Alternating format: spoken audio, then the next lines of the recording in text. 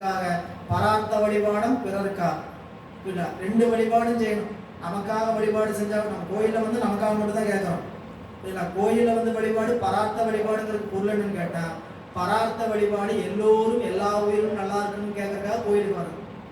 வீட்டில் நாம் வழிபாடு செய்து நம்ம வீட்டில் இருக்கிறவங்க நல்லா இருக்கணும்னு கேட்கறதுக்கு ஆன்மார்த்த வழிபாடு. நாம் நம்மளை சுற்றி இருக்கக்கூடியவன் நலன் பெறணுங்கிறதுக்காக ஆன்மார்த்த வழிபாடு. திருக்கோயில் வழிபாடு இருக்குன்னு கேட்டால் எல்லோரும் இன்புற்றிருக்க வேண்டும். எல்லா உயிர்களும் இன்புற்றிருப்பதே அல்லால் வேறு ஒன்றும் அறியே அப்படின்னு சொல்ற மாதிரி சொன்னா இல்லையா? அந்த நிலையில இறைவனுடைய திருவருட்கருணையை நினைத்து அங்க நிற்கக்கூடிய கண்ணப்ப நாயனாருடைய திருமேனியை பார்த்து கண்ணீர் கசிந்து பெருகுதான். அண்ணாமலையில ரமணர் போய் 63 திருமேனியை பார்த்துட்டு அப்படிதான் அழுது நிற்பார். திருமேனியை பார்த்துட்டு அழுது. ஏன்னு கேட்டா சாமி ஏன் அழுதுன்னு கேட்டா, கொண்டு சென்று என்ன உழைப்புல நின்றாங்க, நம்ம என்ன உழைப்பு அப்படின்ட்டு அழுது நிற்பார்களாம். அப்போ நமக்கு 63 அந்த பணி நாம் அந்த 63 பணிக்குள்ளேயே நம்ம நினைச்சு கூட பார்க்க முடியும். உழைப்பு எந்த சதவீதம் நம்ம எடுத்துக்க முடியும், நாம் எப்படி நிற்க முடியும், ஒவ்வொரு பணியிலையும் நம்மளுடைய பங்களிப்பு என்ன, சரிங்களா? நமக்கு அதுக்கு சம்மந்தம் இல்லை, சரிங்களா? நம்ம என்ன நினைச்சுக்கிறோம், அந்த பணி அவர் பார்க்குறாரு, இந்த பணி இவங்க பார்க்குறாரு, நம்மளுக்கு என்ன, நாம வழி போக்குறது. நாம வழியில போறோம், போக்குல நம்ம என்ன பண்ணலாம், போக வேண்டியது ஆய் ஆவாரி அப்படின்னு போய் கேட்டுட்டு எதையாவது முடிஞ்சா நம்மளால முடிஞ்சதை கொஞ்சம் சொல்லி வச்சுட்டு இப்படி பண்ணிருக்கலாம் நீங்க, அப்படி பண்ணிருக்கலாம் நீங்க அப்படின்னு சொல்றது அறிவு வேலை செய்வதை தவிர, அப்படி நீங்க பண்றதுக்கு இங்க யாராவது இருக்கிறீங்களான்னு கேட்டா யாரும் இல்லை. அப்படி பண்ணிருக்கலாமேங்கிறது இல்லை, பண்றதுக்கான வாய்ப்பை நாம எடுத்துக்கணும். எதை நாம எப்படி இருக்குன்னு நினைக்கிறோமோ அப்படி இருக்கு நாம் என்ன முயற்சி செய்திருக்கிறோம் அப்படின்னு ஒரு சிந்தனை சிந்திக்கணும். எனவே நாயனார் அங்க இருக்கக்கூடிய கண்ணப்ப நாயனாருடைய திருமேனியை பார்த்து அழைத்து விழும் கண்ணருகே ஆகத்து பாய்ந்து எளிய தலை குவித்த கையினராய் தாழ்ந்து புறம்போந்து அணைந்தார். அங்க மீண்டும் திருக்காலத்தை விட்டு கீழே இறங்குறார். சேநிலவு திருமலையில் திருப்பணி ஆயின செய்து தானுவினை அம்மலை மேல் தாழ்பணிந்த குறிப்பினார் பேணி திருக்கையிலை மலை விற்றிருந்த பெரும் கோலம் காணும் அது காதலித்தார் கலை வாய்மை காவலனார். திருக்காலத்தின் மலையில் உழவார திருத்தொண்டு செய்தார்.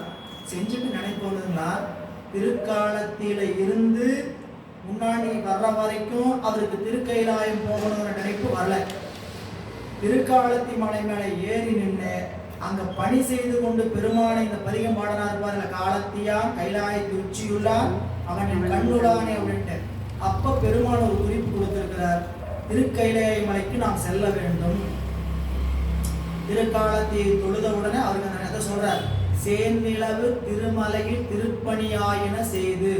சேன் அப்படின்னா வானளவு உயர்ந்திருக்கக்கூடிய மலை, சேன் நிலவு அப்படின்னா உயர்ந்த நிலவு இருக்கக்கூடிய இடம். அந்த அளவுக்கு உயர்ந்திருக்கக்கூடிய திருமலையில் திருப்பணிகள் உழவாரத்தை தொண்டுகளை செய்து தானு, சிவபெருமானுக்கு தானுன்னு ஒரு பேர் இருக்கு, இல்ல தானுனா தூண்னு பேர். தானுமாலீஸ்வரர், சுசீந்திரத்துல சுவாமி என்ன பேருங்க, தானுமாலீஸ்வரர்னு பேர், இல்ல தூண்னு பேரு. சுவாமிக்கு தூணுல வெளிப்பட்டு அருள் செய்தார் அப்படின்ட்டு. அதனாலதான் நம்ம இதுல படிக்கும்போது தனதன தோழா சங்கரா பாணி சூழபாணியே தானுவே சிவனே அப்படின்னு படிக்கிறோம். தானுங்கிறது இறைவன் தூணாக நின்று தாங்குகிறார் அப்படிங்கிறது. எனவே இங்க தானுவினை அம்மலை மேல் தாழ்பணிந்த குறிப்பினார். அந்த பெருமான திருக்காலத்தின் மலையில வழிபாடு செய்த காரணத்துல உள்ள குறிப்பு வந்துச்சா, திருக்கைலாயம் போக வேண்டும் அப்படின்னு நினைப்பு வந்தோன பேணி திருக்கையிலை மலை விற்றிருந்த பெருங்கோளம் காணும் அது காதலித்தார். இறைவன் திருக்கைலாயத்தில் எப்படி இருப்பார்னு அதை பார்க்கணுங்கிற விருப்பம் வந்துச்சா, அது நோக்கி கலைவாய்மை காவலனார் நினைத்தார். கலைவாய்மைக்கு தலைவர்.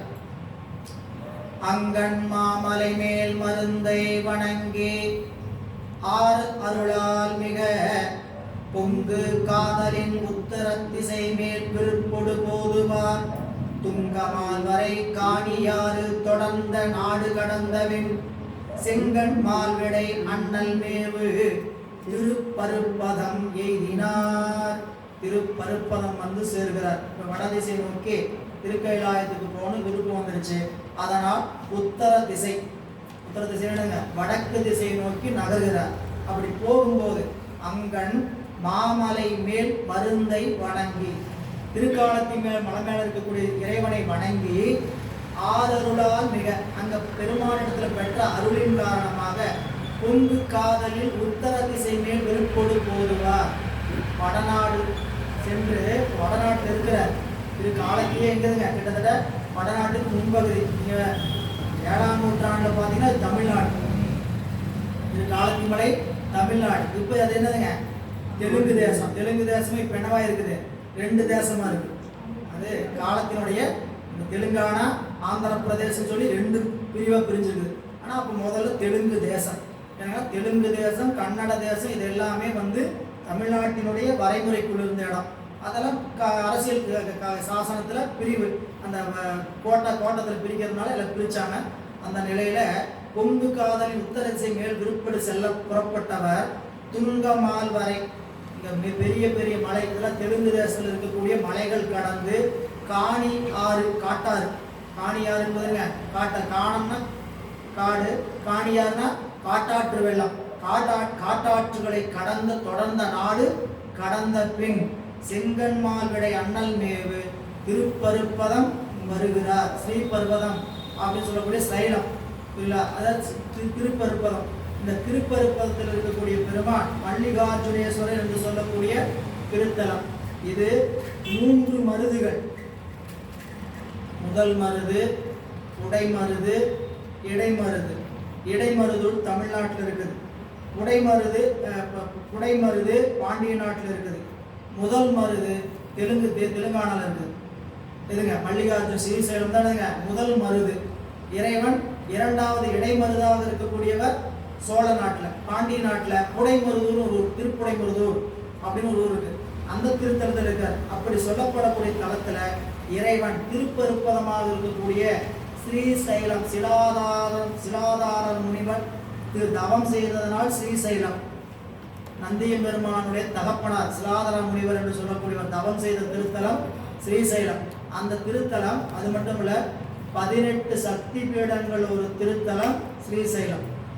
18 சக்தி பீடங்கள் இருக்குது இந்தியாவில். ஜோதிலிங்க திலங்களை தான் இருக்குங்க 12 திருத்தலங்கள் இருக்குது. அந்த ஜோதிலிங்க திருத்தலங்கள்ல 12ல் 1, 18 சக்தி பீடங்கள்ல 1 ஸ்ரீபர்பதம். அவ்வளவு அருமையான ஒரு என்ன, நம்மளுக்கு ஜோதிலிங்க தலம்னாவே நம்மளுக்கு 12 லிங்கம் கணக்கு வந்துடும். 12 லிங்கத்துல ஸ்ரீசைலம் என்று சொல்லக்கூடிய மல்லிகார்ஜுனேஸ்வரர் இருக்கக்கூடிய கோயில் 1. அந்த திருக்கோயிலை சென்று எழுதுகிறார்.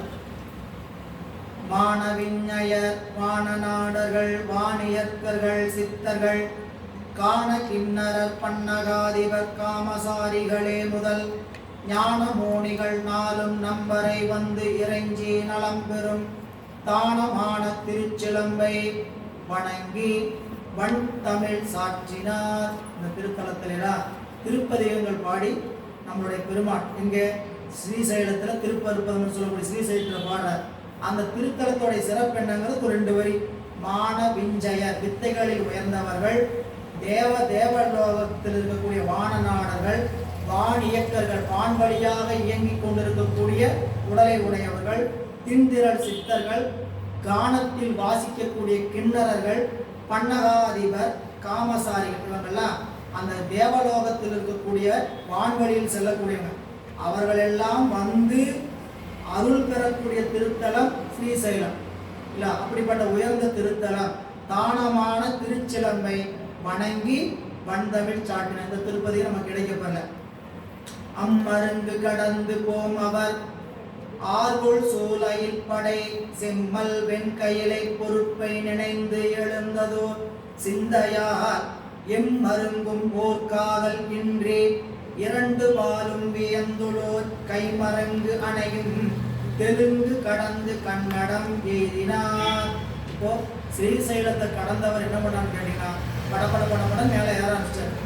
இடையில நிறைய திருத்தலங்கள் இருக்கு, அதையெல்லாம் பார்க்கலையா. ஏன் பார்க்கலன்னு கேட்டா திருக்கைலாயத்துக்கு போகணுங்கிற விருப்பம் வந்துச்சான். அதனால வேற எந்த திருத்தலத்தை பற்றி அவருக்கு நினைப்பு வரலையா. வாகனத்தை அனுபவிச்சுங்க. அந்த கோயிலை இரவு பார்க்க முடியும். நான் இரவுல இருக்கு கோயில் இடையில இருக்கு கோயில் போனால் என்ன பண்ணப்படும், கத்திரிக்கப்படும்.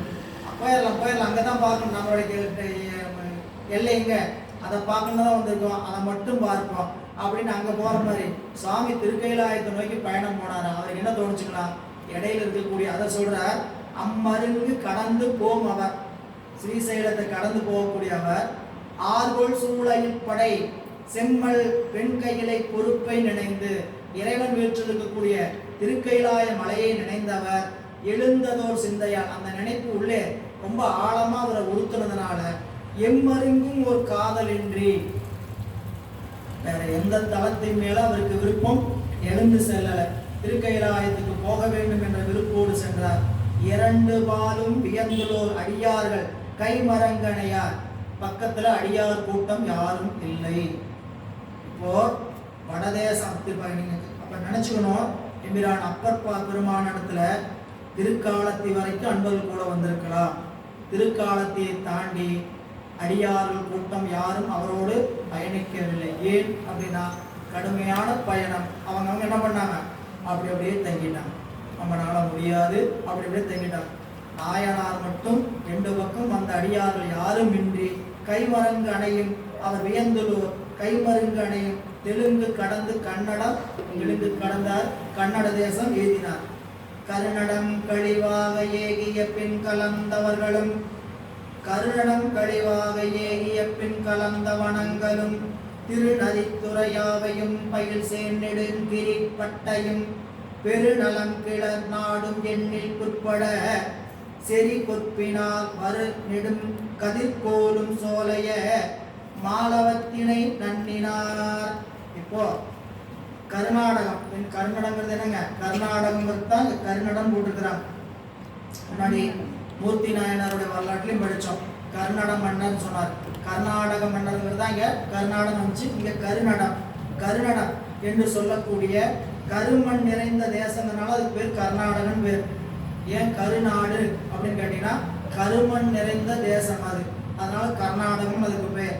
எனவே அதை ஏகிய பின் கடந்த பின் கலந்த வனங்களும் பல வகையான காடுகளும் திருநதித்துறைகள் பலவும் கடந்து சேன் நெடுங்கிரி வட்டையும், சேன் கிரிவட்டின மலை சுற்றுப்பாதை, பல வகையான மலை சுற்றுப்பாதைகளெல்லாம் கடந்து பெருநலம் கிள நாடும் எண்ணில் பிற்பட நல்ல வசதி இருக்கிற நாட்டையெல்லாம் கடந்த சொல்றேன்னா வழிப்பயணத்தில் அப்படியே திருக்காலத்திலிருந்து புறப்பட்டவர். வழியில காடு நதிகள் பல வகையான வளங்கள் இருக்கக்கூடிய வயல்கள் எல்லாம் ஒவ்வொரு காட்சியா வருகிறது, அப்படியே கடந்து போகிறார். சென்று மதி செறி பொற்பினால் வரும் நெடுங்கதிர் போலும் ஒளிக்கதிர் புகா அளவிற்கு செறிவுடைய காடுகளுடைய சோலையும் கடந்து மாலவத்தினை ஏறினார். மாலவ தேசம் இது நமக்கு இந்தியாவை இப்போ நம்ம மாநிலங்களா பிரிச்சிருக்கிறாங்க. தேசமா இருக்குது. அப்படிப்பட்ட தேசங்கள்ல 56 தேசங்கள் அமைந்திருந்தது. பாரதத்தினுடைய பூமி எத்தனை தேசங்க, 56 தேசங்கள். அந்த 56 தேசங்கள்ல மாலவ தேசம் என்று ஒன்று உண்டு. குந்தி தேசம், குந்தள தேசம், விராட தேசம், மதஸ்த தேசம், திரிகர்த்தக தேசம், கேகய தேசம், பாகாலிக தேசம், கோசல தேசம், பாஞ்சால தேசம், தேசம், நிசாத தேசம், சேதி தேசம், தசாரண தேசம், விதர்ப்ப தேசம், அவந்தி தேசம், நாலவ தேசம், கொங்கண தேசம், கூர்ஜர தேசம், ஆபிர தேசம் சொல்லி பல வகையான தேச வகைகள் பிரிக்கப்பட்டிருந்தது. அந்த தேசங்கள்ல மாலவ தேசத்தை கடக்கிற அது செய்திக்காக இப்படி தேசம்லாம் இருந்தது. இன்னைக்கு நாடாக இருக்குது. மத்திய பிரதேசம் அப்படின்னு இருக்குது, உத்தரப்பிரதேசம் இருக்குது, இப்படிலாம் ஒவ்வொரு நாடா இருக்கிறது. இன்னும் எப்படி இருந்துங்க, அரசர்கள் பகுதியில தேசமாக இருந்துச்சு. மாலவத்தை கடந்த அங்கு முற்றி அகன்று போகி அரும் சுரங்கள் கடந்து சென்று எங்கும் மிக்க அறங்கள் நீடும் லாட பூமி திகந்து போய் மங்குள் சுற்றிய வெற்பினோடு வனங்கள் ஆறு கடந்து அயல் பங்கைய பழனத்து மத்திய பைதரத்தினை எய்தினார். இது மத்திய பைதரங்கிறது மத்திய பிரதேசம், லாடபூமிங்கிறது வங்காள தேசம். லாடபூமி வங்காள தேசம். அங்கு முற்றி மாலவ தேசத்தினை கடந்து அகன்று வெளியே வந்து அரும் சுரங்கள், அரிய காடுகள், சுரங்கள் என்னதுங்க, அரும் சுரங்கள், கடுமையான காடுகள் கடந்து சென்று எங்கும் மிக்க அறங்கள் நீடும் லாடபூமி இழந்து போய். வங்காள தேசத்துக்கு ஒரு குறிப்பு தர்றார். வங்காள தேசத்துல எங்கு பார்த்தாலும் அரண்கள் நிறைந்திருந்தது அப்படின்னு காட்டுறார். அப்படி வங்காள தேசத்தினுடைய அரண்களை அப்படிப்பட்ட நாட்டை கடந்து மங்குள் மேகங்கள் சுற்றிய மலைகள் சூழ்ந்திருக்கக்கூடிய காடுகள் ஆறுகள் கடந்து அயல் பங்கைய பழனத்து, இப்போ பங்கைய பழனம்னுங்க வயல் நிறைந்திருக்கக்கூடிய பகுதியாக இருக்கக்கூடிய மத்திய பைதிரம், இது மத்திய பிரதேசம். இப்போ மத்திய பிரதேசம் வயல் நிறைந்த பகுதிக்கு போயிட்டார். அந்த நாடு எழுதுகிறார். அண்ண நாடு கடந்து கங்கை அணைந்து சென்று வலம் கொலும் மின்னு வேணியர் வாரணாசி விருப்பினோடு பணிந்து உடன் பின் அணைந்தவர் தம்மை அங்கன் பொழிந்து கங்கை பெயர்ந்து போய் மண்ணு காதல் செய்நாவின் மன்னவர் வந்து கச்சுரம் முந்தினார். வாரணாசி மத்திய பிரதேசத்துக்கு கடந்து எங்க வந்துட்டாருங்க, வாரணாசி என்று சொல்லக்கூடிய காசி திருத்தலத்துக்கு வருகிறார் நாயனார். வாரணாசியில மட்டும்தான் வந்து வழிபாடு செய்தார்னு குறிப்பிட்டாங்க. எங்கிருந்து புறப்பட்டவர்? திருக்காலத்திலிருந்து புறப்பட்டவர். வாரணாசி சொல்லக்கூடிய காசியில வந்து மட்டும்தான் வழிபாட்டை செய்தார்கள் குறிப்பிட்டார் நம்ம தெய்வ சேக்கிழார் பெருமாள். வாரணாசி பேர் வாரணாசிங்கிற காரணம் கேட்டீங்கன்னா வரணை பிளஸ் அசி, ரெண்டு நதிகள் வரணை அசி. தெற்கிலிருந்து வரணைங்கிற நதியும் வடக்கிலிருந்து அசிங்கிற நதியும் எதிரெதிரில் வந்து அந்தர்வாகினியாக கலந்து கங்கையோடு சேர்கின்ற இடங்கிறதுனால வாரணாசி. அதனால தலம் புண்ணிய தீர்த்தத்துக்குரிய தலம்னு ஏன் சொல்லப்படுதுன்னு கேட்டீங்கன்னா 3 நதிகள், அதில் ஒரு நதி மட்டும்தான் கண்ணுக்கு தெரியுங்க, கங்கை. மீதம் 2 இருக்கக்கூடிய நதிகள் வரணை அசி, 2 நதிகளும் தெற்கு வடக்குமாக வந்து கலக்கும். அது மட்டுமல்ல, இங்கிருந்து பார்த்தீங்கன்னா மேற்கிலிருந்து போய் வடக்கு நோக்கி கிழக்கு நோக்கி போகிற அந்த கங்கை அங்க போய் வாரணாசியில மீண்டும் வளம் சுழித்து மீண்டும் கிழக்கு நோக்கி வரும். அதனால வாரணாசி காசி திருத்தலத்துடைய சிறப்பு சொல்ற. அண்ண நாடு கடந்து கங்கை அணைந்து சென்று வளம் கூறும். கவனம் வச்சுங்க. இப்போ காசி கங்கை வந்து காசியில போய் பாயும் போது எங்க பாயுது? மேற்கிலிருந்து கீழிறங்கு கங்கை வர இடம். அது மேற்கிலிருந்து கிழக்கு வரும் பொழுது அங்க சுத்தி வளம் கொண்டு மீண்டும் கிழக்கிலிருந்து வடக்கு நோக்கி திரும்பி கிழக்கு வந்துடும். அதுதான் காசியில் இருக்கக்கூடிய நிலைப்பாடு. அதனால வளங்கொள்ளும் சொல்லுகிறார். காசியை கங்கை வந்து அணைந்து சென்று வளங்கொள்ளும். அதனாலதான் அந்த தலத்துக்கு அவ்வளவு புண்ணியம் சொல்லப்படுது. எங்க உரையாசிரியர் எப்படி குறிப்பிடுகிறான்னு கேட்டீங்கன்னா, கங்கை அணைந்து, எங்கிருந்து அணைந்து? ஆகாய கங்கையாக இறைவனுடைய திருச்சடாமுடியிலிருந்து கீழே அணைந்து சென்று காசியில் சென்று வளம் வந்து அந்த திருத்தலத்தை விஸ்வநாதரை வளம் வந்து மீண்டும் வடக்கு நோக்கி ஓடுகின்ற நதியை உடையது திருத்தலம். அப்படிப்பட்ட திருத்தலம். அதனால கங்கை சென்று அணைந்து சென்று வளங்கொடும் மின்னு வேணியர் வாரணாசி. மின்னலை தன் சடையில் கொண்டிருக்கக்கூடிய வேணியை கொண்டிருக்கக்கூடிய வாரணாசி விருப்பினோடு பணிந்து. முதல்ல என்ன சொன்னாருங்க? விருப்பம் இல்லை அவருக்கு, எங்கேயும் எது மேலேயும் விருப்பம் இல்லை. திருக்கைலாயத்தை பார்த்தா போதும் போயிட்டு இருந்தவர் இப்ப எங்க வேண்டுங்களா? வாரணாசி போய் விருப்பத்தோட. அதனால எல்லாருக்கும் வாரணாசியில் ஒரு விருப்பம் போல. சரிங்களா? காசின்னா இவ்வளவு எல்லாருமே சரிங்கிறாங்கன்னா என்ன காரணம் தெரியல. சாமி அதனால குறிப்பு வச்சிருப்பார் போல. வாரணாசி பணிந்து விருப்பினோடும் பணிந்து உடன் பின் அடைந்தவர் தம்மை அங்க ஒளிந்து. தன்னோட கூட வந்தவங்களை அதோட விட்டுட்டார்.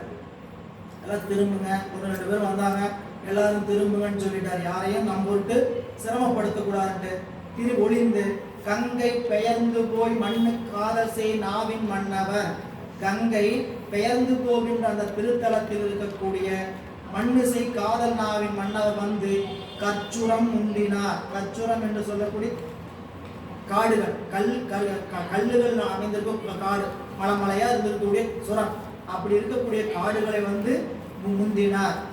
மாகம் மீது வளர்ந்த கானகம் ஆகி எங்கும் மணித்தரால் போகலா நெறி அன்றியும் புரிகின்ற காதல் பொழிந்து எழ சாக மூல பலங்கள் துய்ப்பனவும் தவிர்த்து தனித்து நேரேகினார் இரவும் பகலும்.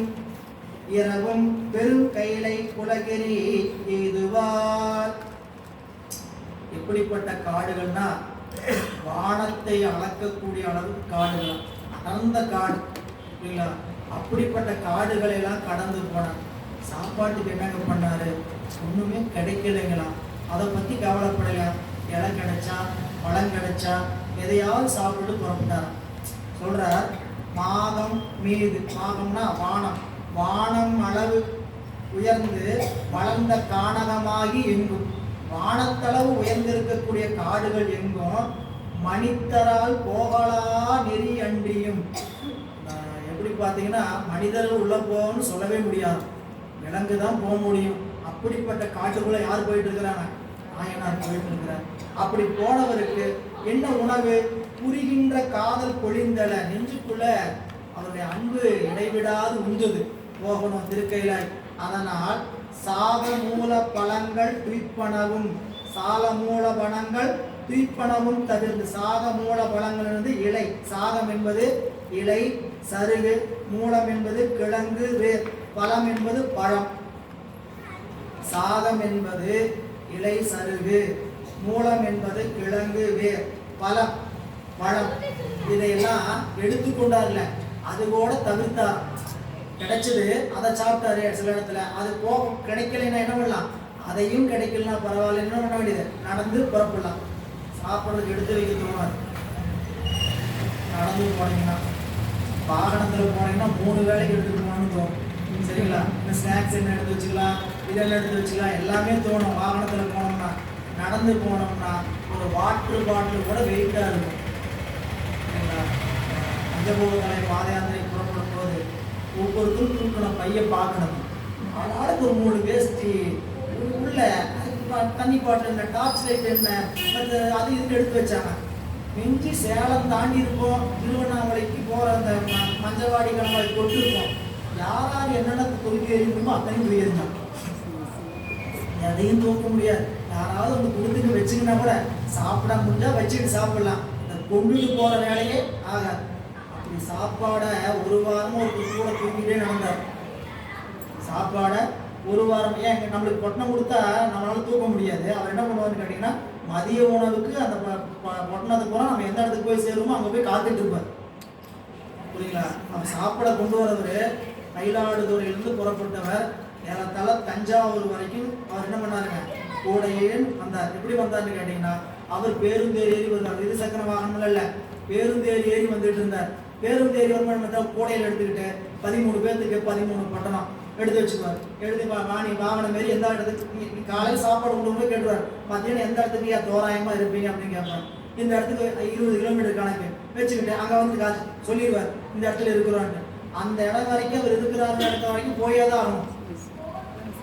புரியுங்களா? சாப்பிட்றதுக்கு கொண்டு சாப்பிட அவர் செய்த தொண்டு அன்றைய நாளில் அளவே கிடையாது. ஒருத்தெல்லாம் என்னால் நடக்கவே முடியாது, தூக்கிட்டு போறேன்னு போனார். நான் தூக்குறேங்கய்யா வாங்கய்யான்னு தூக்குறார், சாப்பிட்றேன். புரியுங்களா? அவர் இங்கே தான் சூழலில் கொண்டாட இருக்கிறார். இப்போ அவர் மயிலாடுதுறையில் இருந்தார். இப்போ சூழலுக்கு தான் நம்ம அன்பர் அவர் இருக்கிறார். நடராஜ திருமணி அபிஷேகத்துக்கு யாராவது வந்து பார்த்துருப்பீங்க, முத்துக்குமார் ஐயான்னு. அவர் தொண்டு, அப்படிப்பட்ட தொண்டுகளை செய்தவர். இல்லைங்களா? அது அடியார்களுக்கு அவங்க அப்படி செய்யணும் அப்படிங்கிற நினைப்போட செய்யணும், அது வேற. ஆனால் இந்த தூக்க முடியுமான்னு கேட்டிங்கன்னா தூக்க முடியாது. நம்மளால என்ன பண்ணோம், எல்லாம் தோல் பைய சோழனா பைய என்ன மாதிரி தோணுன்னு கேட்டிங்கன்னா பயங்கர இடையா தெரியும். ஒரே ஒரு சோழனா பைய தான் வச்சுருந்தோம். புரியுங்களா? ஒரு குச்சி, இந்த 2மே பயங்கர இடையா தெரியும். மிஞ்சி போனால் ஒரு டார்ச் லைட் ரொம்ப முக்கியம், வாட்டர் பாட்டில் ரொம்ப முக்கியம். புரியுங்களா? எல்லா வேலைக்கும் தண்ணி பாட்டில் ரொம்ப முக்கியமாக இருக்கும். மற்ற எதுவுமே இல்லைங்க. கட்டி இருக்கிற வேஷ்டி, கட்டி இருக்கிற துண்டு. புரியுங்களா? வேஷ்டி கட்டி துவைச்சி காய போட்டு துண்டை இடுப்பில் கட்டி படுக்க வேண்டியதுதான். அப்படிதான் தூக்கிட்டு வர்றது இருக்கும். பொருள் யாருமே ஏன்னா அதை வச்சுக்க முடியாது. அவரு சாப்பிடாம தவிர்த்து போறாருன்னு என்ன காரணம் கேட்டீங்கன்னா, அதுக்கான உடல் நிலைப்பாடு இருக்காது. இல்லை, அங்கே உடம்பு அதுக்கு ஒத்துழைக்காது. எனவே நீங்கள் கைலாய பயணம் போனவங்களுக்கு தெரியும். இல்லை, வகை வகையாக சாப்பிட கொடுப்பாங்க. சரியான ஒரு பயணத்திட்டத்தில் போனீங்கன்னா சாப்பிட்றது மட்டும்தான் முடியாது.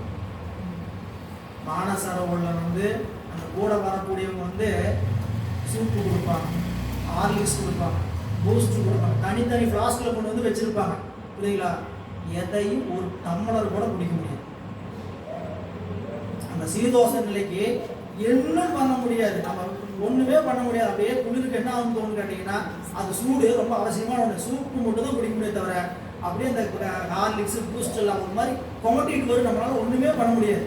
புரியல? அப்புறம் தங்கி இருக்கக்கூடிய அந்த மட் ஹவுஸ், மண் குடிசை, புரியல, உள்ள போனீங்கன்னாவே ஒரு மாதிரி துர்நாற்றம் வீசும். அப்படி அவங்க கூடயே தான் வருவாங்க, மாத்திரை மருந்தையும் கொண்டு விட்டு எல்லாத்தையும் கொண்டு விட்டு என்ன வருவாங்க, கூடயே வருவாங்க. அப்போ அதை குடிங்க ஊற்றி கொடுத்துக்கிட்டே தான் இருப்பாங்க. ஒன்றும் செய்ய முடியாது. நேபாளம் வரைக்கும் தான் சாப்பிடலாம். காட்மாண்டில் போய் ஒரு ஹோட்டலில் தங்கி வைப்பாங்க, சரிங்களா? அந்த காட்மாண்டில் போய் அதை சாப்பிடும்போது என்ன பண்ணலாம், அவங்க வசதிக்கு தகுந்த மாதிரி 3 ஸ்டார் ஹோட்டலோ 5 ஸ்டார் ஹோட்டலோ அல்லது சிங்கிள் ஸ்டார் ஹோட்டலாவது தங்க வச்சுருப்பாங்க. அங்கே போனீங்கன்னா குறைஞ்சபட்சம் நல்ல உணவு அந்த ஏரியா வரைக்கும் கிடைக்கும். காட்மாண்டு பசுபதிநாத்தை தாண்டிட்டோம்னா முடிஞ்சு போச்சு. ஸ்னைலு அப்படியே மேலே ஏறன்னா முதல் சாப்பாடு கொடுத்தாங்க கூட சாப்பிட முடியாது, பயிர் ஏற்றுக்கொள்ள. புரியுங்களா? அப்படியே அவ்வளவு என்ன சொன்னீங்களா, ஊசி குத்துற மாதிரி இருக்கும். பனிக்காத்து என்ன பண்ணு கேட்டீங்கன்னா, ஊசி உடம்புல போட்டு ஊசி குத்துனா எப்படி இருக்குமோ அப்படி காத்தடிக்கிறது உடம்புல குத்தும். மானசரவூரில் ஒரு வெளியில வெளியில ஒரு நிமிஷம் நிற்க முடியாது, சரிங்களா? காலச்சூழல் உடம்பு சூழல் எல்லாம் ஒரு அமைஞ்சு வந்ததுன்னா கொஞ்சம் ரசிக்கலாம். புரியுதா? பையாலாம் முடியாதவங்க அப்படியே வெறும் திருமேனியோடய நின்று வேள்வி செஞ்சுட்டு வந்தாங்க. திருக்கைலாயத்தில் போய் அங்கே உட்காந்து வேள்வி செய்துட்டு வந்தாங்க. புரியுங்களா? அதெல்லாம் அருட்கருணை. புரியுங்களா? அவன் அதை சொல்லலை, தவமும் தவமுடையாருக்கு. இல்லை, சில பேர் 4 கிலோமீட்டர் தான் திருக்கைலாயத்துக்கு இருக்குது, என்னை தயவு செஞ்சு கீழே போய் விட்டுருங்கன்னு விட்டவங்களும் இருக்கிறாங்க. முடியாது, என்னால் அவ்வளவு செலவு பண்ணி கூட்டிகிட்டு போகிறாங்க, அவ்வளோ தூரம் போயாச்சு. தவம் எப்படி இருக்குது, அந்த 4 கிலோமீட்டருக்கு முன்னாடி நான் வரவே மாட்டேன், நான் என்னை கீழே கொண்டு விட்டுருங்கன்னு போனவங்க இருக்கிறான். நம்ம கூட வந்தவங்களே போனவங்க இருக்கிறான், நான் வரமாட்டேன் கீழே விட்டுருங்க அப்படின்னு சொன்னவங்க இருக்கிறான். அதனால் மேலை நாதரை சென்று காண வேண்டுமானா பெரும் தவம் வேணும், சரிங்களா? இப்போ அந்த தவத்தை தெரிஞ்சுக்க போறீங்க, எப்படி போயிட்டு இருக்கிறாரு அப்படி தெரிஞ்சுக்க போறீங்க. அது சொல்லிட்டு இருக்கிறார் பாருங்க. மாகம் மீது அப்படி காணவமாகி இந்த மனிதரால் செல்லக்கூடிய நெறியன்றியும் சென்று சாக மூல பலங்கள் குறிப்பனவும் தவிர்த்து தனித்து நேரேகினார். இரவும் பகலும் எப்படி போனான்னு கேட்டீங்கன்னா, ஓய்வெடுக்காம இரவும் பகலும் சென்று பெரும் கைலை குளத்திற்கு எய்தும் பொருட்டு எழுதினார். அது மாதிரி போயிட்டு இருக்கார். ஆயவார் இருளின் கண் ஏகும் அன்பர் தம்மை அணைந்து முன்தீய ஆய விலங்கு வன் தொழில் செய்ய அஞ்சின நஞ்சு கால்வாயனாக மணிப்பணம் கொள் விளக்கு எடுத்தன வந்து கால் தோயவானவர் ஆயினும் தனித்தும் அரும் சன முன்னினார்.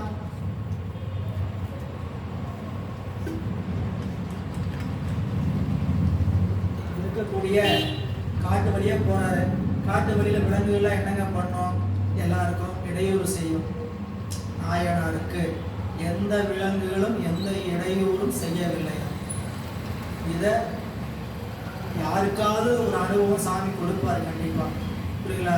நமக்கு இடையூறு செய்கின்ற மாதிரி இருக்கக்கூடிய விலங்குகளும் கூட ஒதுங்கி போகும். புரியுங்களா? இது மிகுந்த ஒரு வழிபாட்டில் இருக்கக்கூடிய நிலைப்பாடுகள். நாம் நினைச்சிட்டு இருக்கோம் எவ்வளவோ இடர்பாடையெல்லாம் சாமி காப்பாற்றி கொடுத்துருவார். அது நாம தான் சொல்ல முடியாது. நமக்கு பெருமான் நேரில் வழிபாடு ஏதாவது காமிச்சாதான் நம்ம நம்பிட்டு இருப்போம். புரியல? சில விஷயங்கள்லாம் அதாவது அனுபவத்தை சொல்லக்கூடாதுக்காக பேசாமல் இருக்கிறேன். புரியுதுங்களா? அது பல விஷயத்த நம்ம அனுபவத்து வழியாக பார்த்தீங்கன்னா என்னென்ன இடர்பாடுகள் எல்லாம் இயற்கையினால வருமோ, ஆதி பௌதிகம், ஆதி ஆத்மீகம், ஆதி தெய்வீகம், மனிதர்களால் வரக்கூடிய இடையூறும் விலங்கினங்களால் வரக்கூடிய இடையூறும் கால நேரத்தினால தட்பவெப்பத்தினால வரக்கூடிய இடையூறும் கூட சாமி அப்படியே மாற்றி கொடுத்துருவார். உதாரணம் சொல்லணும்னா, நடந்து போகிறோம் சாமி அப்படியே வருத்தமாக கால் சுடுது முடியலன்னு சொல்றதுக்குள்ள தொண்டர்கள் வருத்தப்படும் போது அப்படியே மேகம் சூழ்ந்து வரும் பாருங்க. அப்படியே மேகம் சூழ்ந்து எவ்வளவு நேரத்துக்கு அதுக்கு அப்படியே ஓய்வுக்கு போகிற வரைக்கும் அது அப்படியே இருந்துட்டு அவ்வளவு அனுபவத்தை கொடுத்து இறைவனை நோக்கி செல்ற பயணம் இல்லை. நம்ம அந்த பயணத்தை அப்படியே மேற்கொள்ளணும். ஒரு பயணம் பாத யாத்திரை அது ஒரு உயர்ந்த அதை நான் அனுபவிச்சது பாத யாத்திரை தான் தெரியல. அப்போ இங்க சொல்ற பார்க்க போகும்போது இறைவனை கைலாய நோக்கி போகும்போது அவ்வாறு இருளின் கண் ஏகும் அவ்வன்ப தம்மை எப்படி போயிட்டு இருக்கிறாரு? இருட்டில் போறார். சரிங்களா? இருட்டில் ஏதாவது விலங்கு குறுக்க வந்திருக்கலாம், இல்லை காலில் பட்டிருக்கலாம், இல்லை. ஆனால் அதெல்லாம் என்ன பண்ணிடலாம்? எந்த துன்பத்தையும் ஏகும் அன்பருக்கு அணைந்து முன் தீயாய விலங்கு வன்தொழில் செய்ய அஞ்சின. ஏற்கனவே நாயனாரை பார்த்து யானையே திரும்பி போச்சு. புரியல? இங்க அவரை பார்த்து வன்விலங்குகள் அஞ்சின. நஞ்சு கால் வாய நாக மணிப்பணங்குள் விளக்கெடுத்தன. நஞ்சை உமிழக்கூடிய மாணிக்க கல்களை அந்த பாம்புகள் கூட மாணிக்கல்களை உமிழ்ந்து அவருக்கு வெளிச்சம் போட்டு காமிச்சான். மாணிக்கல்லை வெளியே போட்டு அதன் வாயிலாக வெளிச்சம் பண்ணி போய் அப்படி வழிக்கு செல்லணும்ட்டு அவ்வாறு வழிகாட்டின. வந்து கால் தோய வானவர்கள் தங்களுடைய கால் தோயும்படியாக ஆயிருந்தாலும் துன் அரும் சுரம் சேர்வதற்குரிய பாலை நிலம், துன் அரும் சொன்ன பாலை நிலம், பாலை நிலம் கடந்து முன்னினார். அதை கடந்து பாலை நிலம் அப்படின்னு என்னதுங்க? சகாரா அந்த பகுதிக்கு தாண்டி அவர் போயிட்டு இருக்கிறார். அப்படியே பாலை நிலம் கடந்து செல்கிறார். வெண்கதிர் பகல் அக்கடத்திடை வெய்யவன் கதிர் கை பறந்து எங்கும் மிக்க பிளப்பில் நாகர்தம் எல்லை புக்கு எரிகின்றன. பொங்கு அழல் தெரு பாலை வெண்ணுழல் புக்க சூழல் புகும் பகல் செங்கதிர் கணல் போலும் அத்திசை திண்மை மெய்த்தவர் நன்னினார். அக்கடத்து அந்த கல் சுரத்து வெண்கதிர் பகல் நல்லா சூரிய ஒளி உச்சியில் இருக்கக்கூடிய நேரத்திடை வெய்யவன் கதிர் கை பறந்து சூரியனுடைய ஒளி என்ன பண்ணிச்சுன்னா பறந்து எங்கும் மிக்க பிளப்பு நிலம்லாம் வெடிச்சு போய் கிடக்குறோம். நிலம் வெடிச்சிருக்குன்னா என்ன ஒரு வறட்சியும் பார்த்துங்க. அந்த இடையில புகுந்து அப்படிப்பட்ட அந்த ஒளி கதிரவனுடைய ஒளி நிலத்தை பிளந்து எங்க போச்சுக்கலாம்? நாகர்தம் எல்லை பாதாளம். நாகர்தம் எல்லைங்கிறதுங்க பாதாளம் வரைக்கும் எரிகின்ற அளவுக்கு சூடு. நிலத்தினுடைய சூடு அவ்வளவு சூடு. அது நடந்தால்தான் தெரியும். கண்டிப்பா நடந்தா மட்டும்தான் தெரியும். 10 மணி ஆகிறதுக்குள்ள எங்கேயாவது நாம லேண்ட் ஆகலைன்னா சிக்கிக்கும். ரொம்ப கடுமையா அது ஒரு நாள் 2 நாளுங்கும் போது அப்படியே கடந்து சீக்கிரம் வந்து திரும்பிடுவோம். அது பெரிய அனுபவமா தெரியாது. 43 நாள் என்பது மிகுந்த பயணம். இல்லை அது என்ன சாமியோட கருணைன்னு கேட்டீங்கன்னா, திருவண்ணாமலை போறதுக்குள்ள 6 பேருக்கு காலில் தோல் தேய்ஞ்சு உள்ள தோல் தெரிய ஆரம்பிச்சிச்சு. ஓட்டை போட்டுருச்சு. ஓட்டை போட்டு சிவப்பு தோல் உள்ள தெரியுது. எப்படி முதல் தளம் தான் பார்த்துருக்கோம். பஞ்சபோக தளத்துல 300 கிலோமீட்டர் தான் 200 கிலோமீட்டர் தான் போயிருக்கிறோம் திருவண்ணாமலை. புரியல? மீது 1000 கிலோமீட்டர் இருக்கு. சும்மா எல்லாம் அப்படியே நில குறைஞ்சு போயிட்டார். ஆனால் திருவண்ணாமலையில திரு காந்திமதி அம்மா அவர்களுடைய கைவினை பயன் அங்கே கொண்டு மீண்டும் பவானிக்கு சேர்ந்துருச்சு. வந்து இரவு முழுக்க காலில் வந்து 10 போட்டுட்டான். மஞ்சள் தடவி தேங்காய் குழைச்சி காலில் 10 போட்டு கட்டி விட்டு எல்லாம் சின்ன பசங்க அவங்களாம் அப்போ 60 வயசு இருப்பாங்க. எல்லாத்தையும் காலை மடி மேலே போட்டு உட்கார வச்சுக்கிட்டு தடவி கட்டு போட்டு ஒரு நாள் தான் தங்கி இருந்தாங்க. அதுக்குள்ள அவங்களோட கைப்பட்டதுனாலே என்னவோ அப்படியே கூட்டி சாமி போயிட்டார். சரிங்களா? 1-2 பேர் திரும்பிட்டாங்க. முடியலன்ட்டு ஒரு கிட்டத்தட்ட காஞ்சிபுரம் தாண்டதுக்கு அப்புறம் முடியல காலத்துக்கு வரக்குள்ள 2-3 பேர் திரும்பினாங்க. ஆனால் தொடங்கினது 13 பேர், முடித்தது 13 பேர். யார் போனாங்க யார் வந்தாங்க? மொத்தத்தில் தொடங்கினது 13 பேர், முடிச்சது 13 பேர். சரிங்களா? இல்லை 10வது படிக்கக்கூடிய பசங்க கூட ஒருத்தர் வந்தாங்க. இல்லை பிரான்ஸில் இருக்கிற அப்படி பண்ண தம்பி 10வது படிக்கக்கூடிய 1996. அப்போ இங்க தூய கச்சுரம் கடந்து சொல்ற எங்கும் வெண்கதிர் பகல் அன்கடத்திடை வெய்யவன் கதிர் கை பறந்து எங்கும் மிக்க பிளப்பு நிலவெடிப்புல நாகதம் எல்லை புக்கு எரிகின்ற அளவுக்கு பொங்கு அழல் தெரு பாலை, அப்படிப்பட்ட அழலை வீசக்கூடிய பாலைவன நிலம், அந்த வெண்ணில புக்க சூழல் புகும் பகல் செங்கதிர் கடல் போலும் அத்திசை திண்மை வைத்தவர் நன்னினார். கடுமையான வெயில், அப்படிப்பட்ட நேரத்தில் பாலை நிலத்தை சென்று அடைகிறார் ஆயனார். இங்கனம் இரவும் பகல் பொழுதும் அரும் சுரம் எய்துவார் பங்கயப்புரை தரல் பங்கயப்புரை தாழ் பரட்டு அளவும் பசைத்தசை தேயவும் மங்கை பங்கதம் வெள்ளி மால்வரை வைத்த சிந்தை மறப்பரோ தம் கரங்கள் இரண்டுமே கொடு தாவி ஏகுதல் மேவினார். இப்போ வெயில்ல நடக்க நடக்க நடக்க தோல் உரிய ஆரம்பிச்சது கால். அப்படி உறிஞ்சு உள்ள தோலினுடைய பரட்டளவு, அதான் சொன்னீங்களா, உள்தசை பரட்டளவு என்று சொல்லக்கூடிய பங்கயம் புரைத்தாள். பரடு என்பது கணுக்கால். கணுக்கால் தெரிகிற அளவுக்கு அதை சொல்றார். இங்ஞனம் இரவும் பகலும் பகல் பொழுதும் அரும் சுரம் எய்துவர். நிறைய காடுகளை எல்லாம் கடக்கிறார். பங்கயம் புரைத்தாள் பரட்டளவு. பங்கயம் புரைத்தாள் என்பது தாமரை நிகர்த்த திருவடி. பங்கயம் தாமரை, பங்கயம் நிகர், அதான் சொல்றார்.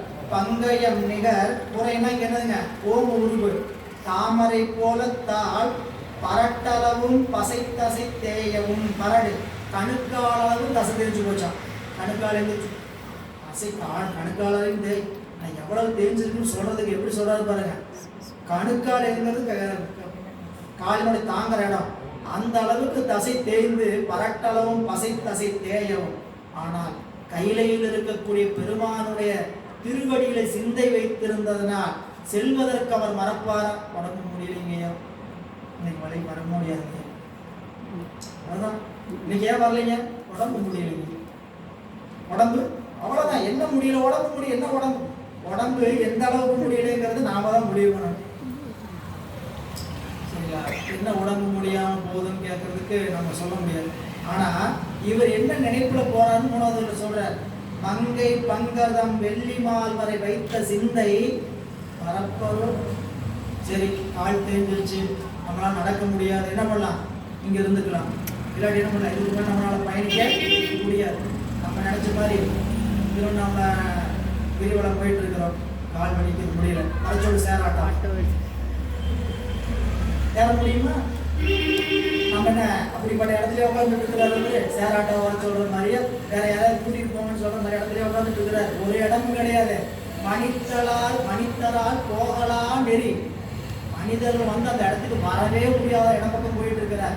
அப்படிப்பட்ட இடத்துல என்ன நினைச்சாராம், கைலை மலைக்கு செல்ல வேண்டுங்கிற சிந்தையை மறக்காத காரணத்தினால் கால் தேய்ந்தால் என்ன, கைகளால் உந்துவோம் என்று கைகளால் உந்துகிறார். சொல்றார், தம் கரங்கள் இரண்டுமே கொடு தாவி ஏகுதல் மேவினார். உரைப்பு என்னன்னு யோசிச்சு பாருங்க. கையை இப்படி வச்சு வச்சு வச்சு அமர்ந்திருக்கணும். தாள் இப்படி நடக்க முடியல. அடுத்தது என்ன பண்ணலாம், இப்படி நடக்கும். வயது ஆனால் சில பேருக்கு அப்படி ஒரு சூழல் ஏற்படக்கூடியதை பார்க்க முடியுங்களா? காலில் நடக்க முடியல, வீட்டில் என்ன பண்றாங்க, உந்தி உந்தி உந்தி உந்தி நடக்கிறாங்க. இது கைலை மலைக்கு செல்லக்கூடிய அவருடைய சிந்தை அவ்வாறு இருந்து கையை உந்தி கொண்டு நடக்கிறார். அப்படி செல்லக்கூடிய அவர் கைகளும் மணிப்பந்து அசைந்துறவே கரைந்து சிதைந்த பின். கைகளும் மணிப்பந்து அசைந்து உறவே கரைந்து சிதைந்த பின் மெய் கலந்து எழு சிந்தை அன்பின் விருப்பு நீமிசை பொங்கிய மொய் கடும் கனல் வெண்பரல் புகை மூளும் அந்தம் முயங்கியே மைகொள் கண்டதம் அன்பர் செல்ல வருந்தி உந்தினார் மார்பினாள். இனி அடுத்த நிலை என்னன்னு பார்த்தால், கைகளுடைய மணிக்கட்டு, கைமணி பந்துகளும் சிதைய சொல்றார். அசைந்து உறவே கரைந்து சிதைந்த பெண். இப்போ கையில தேய்ந்து தேய்ந்து தேய்ந்து இல்லை, கால் நடக்க முடியல, கைகளால் உந்தி சொல்றார். பெந்தத்தோடு என்னங்க ஆச்சு அப்படின்னு கேட்டா, மணிப்பந்துகள் எல்லாம் கரைந்து சிதையும்படி நடக்கிறார். கைகளும் மணிக்கட்டுகள் பந்து அசைந்து போகும்படிவே கரைந்து சிதைந்த பின் மெய் கலந்து எழும் சிந்தை அன்பின் விருப்பு மீனிசை பொங்கிட. எங்கள் ஐயா உதாரணம் சொல்லும்போது அருமையாக சொல்லுவார். புரியலா, தன்னுடைய வீட்டில் பையனுக்கோ பிள்ளைக்கோ கல்யாணம். அவங்க அப்பா அம்மாவுக்கு 3 நாள் 4 நாள் தூக்கம் இல்லாமல் ஓடுவாங்க. சரிங்களா, இப்போ ஒரு நாள் தூக்கம் இல்லைன்னா நம்மளுக்கு என்ன ஆகும் நம்மளுக்கு தெரியும். கை கால் எல்லாம் சோர்ந்து போயிடும். ஆனால் தன்னுடைய மகளுடைய திருமணம், தன்னுடைய மகனுடைய திருமணங்களால என்ன ஆயிரும் கேட்டிங்கன்னா, இந்த உடம்பில் இருக்கக்கூடிய வலிகளையெல்லாம் மறந்து அவங்களுடைய உழைப்பு ஓடிட்டு அது முடிச்சதுக்கு அப்புறம் அடுத்த நாள் தான் தெரியும். 2 நாளைக்கு எந்திரிக்காம படுத்துட்டு இருந்தாங்க இல்லை. அப்போ உடம்புல அந்த உத்வேகம் எது, அவங்களுக்கு என்ன நினைப்பு, அந்த செயலை செய்ய வேண்டுங்கிற உத்வேகம் உள்ள என்ன பண்ணுங்க, தள்ளுது. இப்போ நாயனாருக்கு எப்படி தள்ளுச்சுன்னா, உத்வேகம் அப்படி தள்ளுது. மலைக்கு போகணும், இந்த உடம்பை பற்றி கவலையை நினைக்கக்கூடாது அப்படின்னு நினைப்பு. இப்போ இதைத்தான் நம்ம அடிக்கடி சொல்ல வேண்டியது என்ன கேட்டால், நம்ம உடம்பு நினைப்பெல்லாம் சௌகரியம் எல்லாம் திருத்தலத்துக்கு போகிற போது அதை கொஞ்சம் ஒதுக்கி தான் வைக்கணும். புரியல, ஏன் சௌகரியமாக இருக்கிறக்கான இடம் தெரிஞ்சு போடலாம். புரியல, கண்டிப்பாக சௌகரியம் இல்லாமல் தான் இருக்குங்கிற நினைப்பு. ஏன்னா வீட்டுக்குள்ளே இருக்கும் போதே நம்ம சௌகரியம் எதுவுமே நடக்காது. நம்ம விருப்பப்பட்ட மாதிரி எல்லாத்தையும் அமைச்சுக்க முடியுமா? நாம் ஒன்று நினைப்போம், அது நடந்தால் சந்தோஷம், நடக்கலைன்னா வேற மாதிரி நடந்ததுன்னா அதுக்கே நம்ம என்ன பண்ணுறோம், ஏற்று. ஆனால் வெளியே போனோம்னா அந்த சூழல் அப்படியே இருக்குமான்னு கேட்டால் இருக்காது. இப்போ நாயனார் எதனால் அப்படி போனாங்க 2வது சொல்கிறார். மெய் கலந்து எழு சிந்தை, உயிரோடு கலந்து எழுந்த உணர்வு அன்பினால் விருப்பு மீமிசை பொங்கிட. விருப்பம் என்ன பண்ணிச்சுங்களா, அவருடைய மேலே மீமிசைனா மேலே மேலே செலுத்துது, மேலே மேலே பொங்கிட. மொய் கடும் கனல் வெம்பரல், மொய் கடும். அந்த பாட்டை அவ்வளவு சிதறி வச்சிருக்கிறார் சேக்கிழார் வருமா. பாட்டில் கூட நாயனாருடைய கஷ்டத்தை விரிச்சு படிக்கவே முடியாத மாதிரி வச்சுக்கிறார். அந்த பாட்டை நீங்கள் புத்தகத்தில் பாருங்க, சேர்த்து படிக்கிறது ரொம்ப கடுமையாக இருக்கும். ஏன், நாயனாருடைய வேதனையே அவரால் அப்படி சொல்லி கூட மாற முடியும். பாருங்க, மெய் கலந்து எழு சிந்தை அன்பில் விருப்பு மீமிசை பொங்கிட. மொய் கடும் கனல் வெம் பரல் புகை மூலம். அந்த கல்லுல இருந்து புகையா வர அளவுக்கு இடம். புகையான அனல் காற்று, அது வெம்பரல் கற்கள். அந்த கற்கள்ல இருந்து அப்படியே காத்து அனல் மாதிரி வருது. அப்படி மூடுகின்ற அத்தம் முயங்கியே. அப்படிப்பட்ட அத்தம்னா வழி. அந்த வழியை சார்ந்து மைகொள் கண்டதம் அன்பர் செல்ல வருந்தி உந்தினார் மார்பினார். அதுக்கு வழி இல்லை, தவழ்ந்து போகிறது தான் அடுத்தது வழி. நீந்துதல் சொல்லணும் இல்லையா, நிலத்துல படுத்து நீந்தா எப்படி நீந்துவோம், கையை வச்சுக்கிட்டு எப்படி புரியுங்களா, அப்படி மார்புல முயற்சி பண்ணி மேலே ஏற பார்க்குற. இதெல்லாம் ஏதோ செய்திருக்க முடியுமா அப்படின்னு நாம் ஒரு நினைப்பு வரலாம். இன்னைக்கு போனீங்கன்னா திருக்கைலாயத்துக்கு திபத்திலிருந்து வரவங்க எப்படி போகிறாங்கன்னு போய் நீங்கள் கூகுளில் போய் பாருங்க. திபத்தியர் படுத்து தான் போவாங்க, நடந்து போக மாட்டாங்க திருக்கைலாயத்துக்கு மேலே. புரியல, அவங்க உடம்பு முழுக்க துணி அணிஞ்சிருப்பாங்க. மாத கணக்கில் பயணிப்பாங்க. 1 வாரம் 2 வாரம் இல்லை, 3 மாசமா திருக்கைலாயத்துக்கு மேலே போயிட்டு இருப்பாங்க. துணியெல்லாம் அப்படியே வித்து போன மாதிரி கிழிஞ்சு போயிட்டு இருக்கும். அப்படியே படுப்பாங்க, நகருவாங்க, படுப்பாங்க, நகருவாங்க. அப்படிப்பட்ட காட்சியை நீங்க இப்பயும் பார்க்கலாம் திருக்கைலாயத்துக்கு போனீங்கன்னா. அப்படி நாயனார் தன்னுடைய மார்பின் வழியாக முந்துகிறார். மார்பமும் தசை நைந்து சிந்தி, மார்பமும் தசை நைந்து சிந்தி பரிந்த என்பு முறிந்திட நேர் வரும் குறி நின்ற சிந்தையின் நேசம் ஈசனை நீடு நீடு ஆர்வம் அங்கு உயிர் கொண்டு புகைக்கும் உடம்பும் அடங்கவும் ஊன் கெட சேர்வரும் பழுவம் புரண்டு புரண்டு சென்றனர் செம்மையோ. நெஞ்சில தசை தேய்ந்தது, உள்ளுக்குள்ள இருக்கக்கூடிய எலும்புகள் எல்லாம் முறிகின்ற நினைப்பு வந்தது. அப்போ அதை கூட பொருட்படுத்தாம இனி எப்படி போக முடியும் என்ன பண்ணாரா, புரண்டு போனார். என்னென்ன முயற்சியெல்லாம் செய்திருக்கிறான்னு பாருங்க. கால் தேய்ந்தது, கைகளால் உந்தினார், கை மணிக்கட்டுகள் கல்னன, நெஞ்சில் ஊந்தினார். அந்த நிலையும் தவறிச்சு உருண்டு போறார். அதுதான் நாயனார் அவருடைய உரைப்பு சொல்றார்.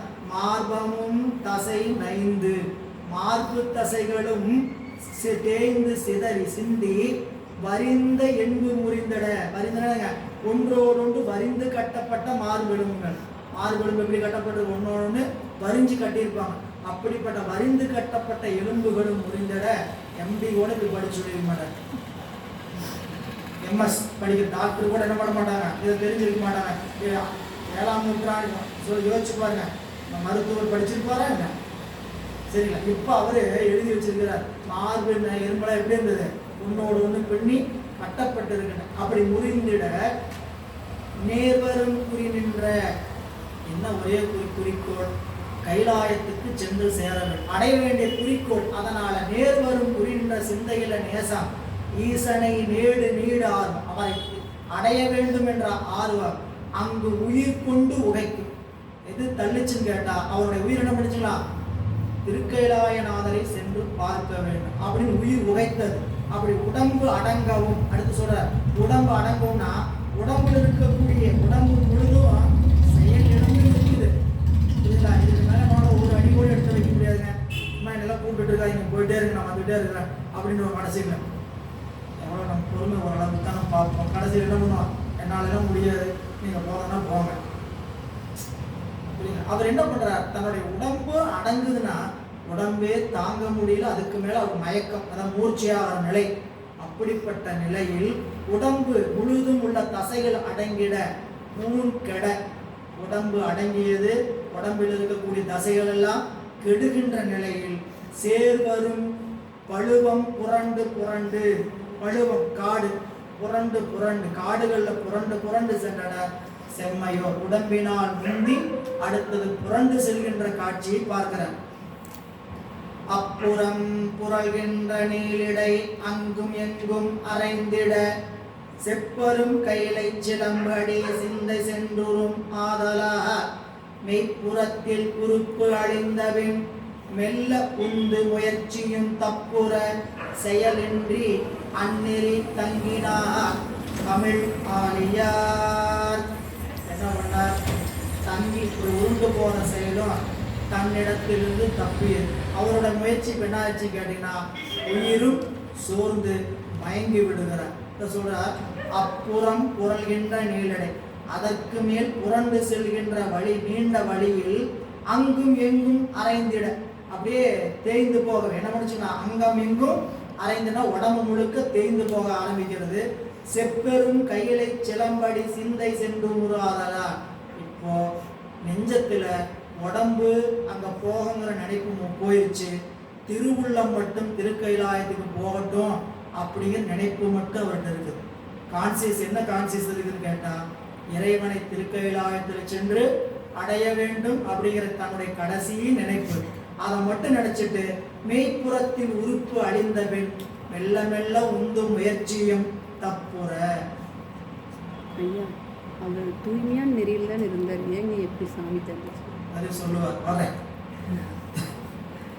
மெய் உந்த முயற்சியும் தப்புற செயலின்றி அந்நெறி தங்கினார் தமிழ்நாடு. சுவாமி அப்படியே மயங்கி அந்த இடத்திலேயே கிடக்கிறார். அப்படி கிடக்கின்ற நாயனார் திருக்கைலாயத்திற்கு சென்று திருக்கைலாயநாதரை எப்படி கண்டார் என்பதை வரும் வகுப்பில் சிந்திக்கலாம் என்று இந்த அளவில் நிறைவு செய்கின்றோம். திருச்சிற்றம்பலம். என்றும் இன்னும் விரும்பும் இயல்பினார் ஒன்று காதலித்து உள்ளமும் மோகிட அன்றுடார் அடியாரவர் வான்புகள் நின்றதெங்கும் நிலவே உலகெலாம் வான்முகில் வளாது வேக வலிபலம் சுரக்க மன்னன் பொன்முறை அரசு செய்க உலகிலாது உயிர்கள் வாழ்க நான்மறை அறங்கள் ஓங்க நத்தவம் வேள்வி மல்க மென்மைகொள் செய்வ நீதி விளங்குக உலகமெல்லாம். மென்மைகொள் செய்வ நீதி விளங்குக உலகமெல்லாம். மென்மைகொள் செய்வ நீதி விளங்குக உலகமெல்லாம். என்னாடுடைய சிவனையே போற்றி. அண்ணாமலையம் அண்ணா போற்றி. ஆரூர மந்தரசே போற்றி. சிறார் திருவையாரா போற்றி. அருள்தரம் விஸ்வநாத விசாலாட்சியம் நடனாய் விஸ்வநாத பெருமான் திருவடிகள்.